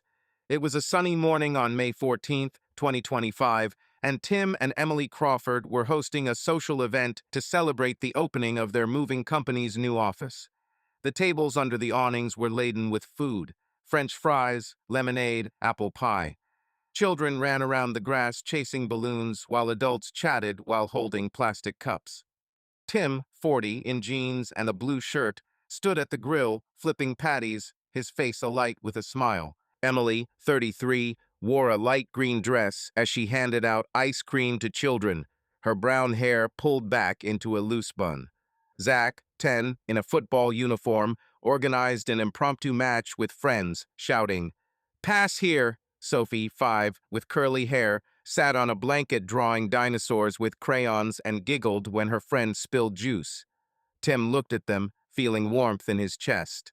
His business has been booming last week, He signed a deal with a major chain that will double their supply. But this moment his family, their laughter, this city was more important than any contracts. Emily walked over, wiping her hands on a towel. "What are you, grill master? Didn't you burn anything?" Tim grinned as he rearranged the cutlet. "I'm holding on for now, but if Zach asks for super crispy again, I'll give in." She laughed, hugging his waist. "You are a hero. Half of Hayesville is here, and everyone is praising your burgers." "That's because you made the sauce," Tim said, kissing her temple. "I was just frying." They stood looking out at the crowd. Neighbors, colleagues, friends. Dan, Tim's longtime partner, now sporting a beard and a company t-shirt, was chatting with a local farmer. Kathy, Tim's assistant, took photographs of children running with kites. It was a triumph for them, not just for their business, but for the life they had built together. "Dad, look," Sophie shouted, running up with the drawing. On the paper there was a green dinosaur with a soccer ball. "This is for you." Tim sat down, taking the drawing. "Cool, Sophie. Is this Zach as a dinosaur?" She giggled, shaking her head. "No, it's you, because you are big and strong." Emily covered her mouth, holding back her laughter. Tim picked Sophie up, spinning her around. "Then I'm the strongest dinosaur in Hayesville." Sophie squealed with joy and Zach ran up, out of breath. "Dad, we won. 3-2. Did you see?" "Saw, champ," Tim said as he set Sophie down. "Go get some ice cream. You deserve it." The children ran away and Emily looked at Tim, her eyes warm. "You are a good dad and a good husband."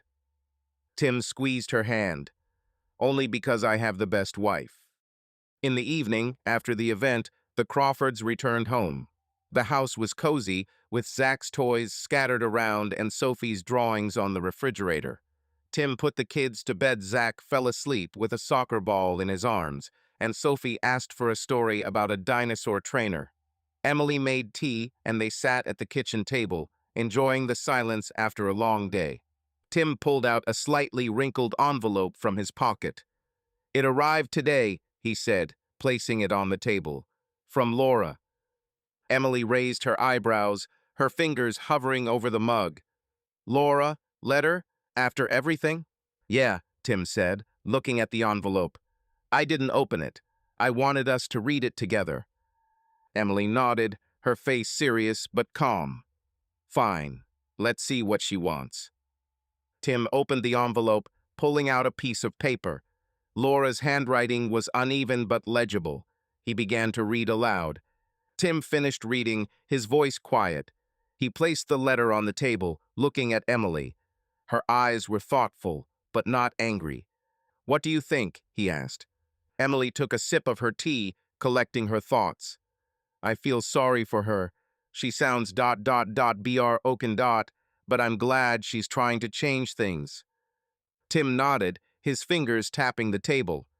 "Me too. I feel sorry for her, but I feel nothing else. She made a choice, and this is her path."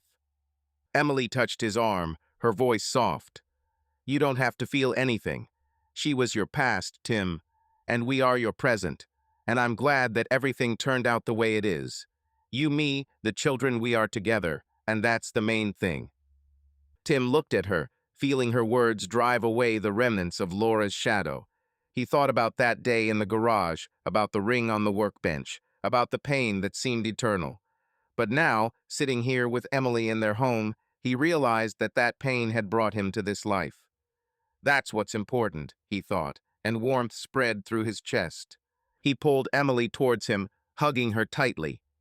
"Thank you," he said, his voice hoarse, "for everything. For us." Emily pressed herself against him, her breath warming his neck. "Always, Tim. We are a team." They sat, finishing their tea, chatting about little things, about the contract, about how Zach almost scored an own goal, about Sophie's drawing. Laura's letter lay on the table, but it no longer had any power. Their lives were full, their bonds unbreakable. The next day, Tim returned to the office, where work was in full swing. The new contract meant more trucks, more employees, more responsibility. He was sitting at the table, signing documents, when Katie poked her head in the door. "Boss, there's a call from a client," she said. "They want to discuss the timing." "Switch to me," Tim replied, smiling. He felt in his place not only in the office, but also in life. That evening, he picked Zach up from practice, while Emily and Sophie made pizza at home. Dinner was a rowdy affair, with Zach talking about school and Sophie arguing that her pizza was the best. Tim looked at his family, feeling grateful for every moment. Laura was the past, a distant echo that could no longer touch him. His present, Emily, Zach, Sophie, their home was all that mattered. Subscribe to our channel so that your love doesn't cheat on you, and go ahead and listen to the next story, because this story is nothing compared to the next one. If you're under 18, don't even think click to the next one.